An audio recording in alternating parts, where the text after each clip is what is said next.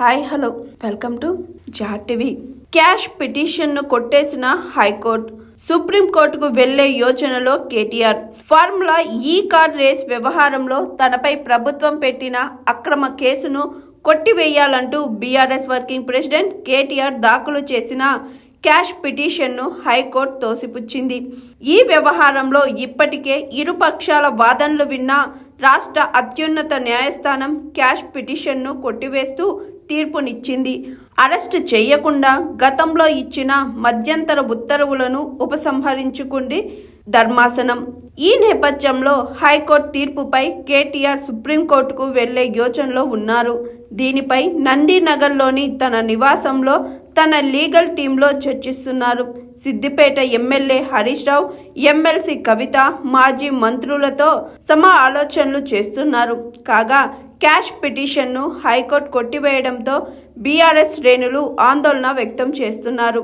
నందినగర్లోని కేటీఆర్ నివాసానికి పెద్ద సంఖ్యలో చేరుకుంటున్నారు.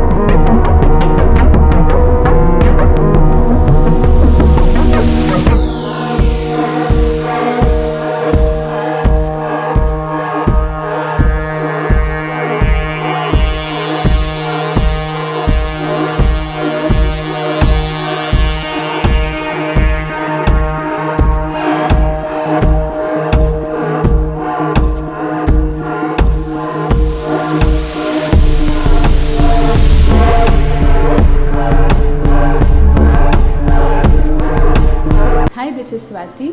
లైక్ చేయండి, షేర్ చేయండి, కమెంట్ చేయండి అండ్ సబ్స్క్రైబ్ చేయండి GR TV. Hi, this is Monica. Please like, share and subscribe GR TV.